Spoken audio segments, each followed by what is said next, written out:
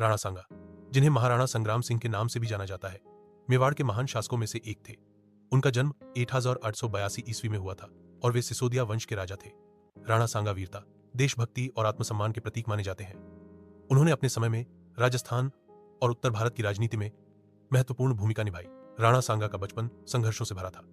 अपने भाइयों से राजगद्दी के लिए युद्ध करना पड़ा, जिसमें उन्होंने एक आंख और एक हाथ खो दिया था, लेकिन फिर भी वे हार नहीं माने और मेवाड़ के शासक बने। उनका शरीर युद्धों से घायल था, लेकिन उनका साहस और नेतृत्व अतुलनीय था। राणा सांगा ने दिल्ली, गुजरात और मालवा के मुस्लिम शासकों के खिलाफ कई युद्ध लड़े और उन्हें पराजित किया। उनका सबसे प्रसिद्ध युद्ध बाबर के खिलाफ हुआ, जिसे खानवा का युद्ध कहा जाता है।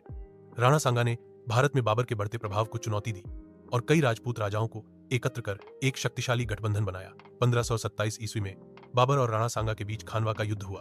इस युद्ध में राणा सांगा ने अत्यंत वीरता दिखाई, लेकिन बाबर की तोपों और नई युद्ध रणनीति के सामने राजपूतों की परंपरागत युद्ध शैली कमजोर पड़ गई। राणा सांगा घायल हो गए और युद्ध में पराजित हुए। इस हार के बावजूद राणा सांगा का सम्मान आज भी जीवित है। उन्होंने कभी भी किसी विदेशी सत्ता के सामने सिर नहीं झुकाया। कहा जाता है कि उन्होंने बाबर को भारत से बाहर निकालने के लिए फिर से युद्ध की तैयारी की, लेकिन उससे पहले ही 1528 में उनका निधन हो गया। राणा सांगा भारतीय इतिहास में शौर्य, आत्मगौरव और स्वतंत्रता की भावना का प्रतीक है।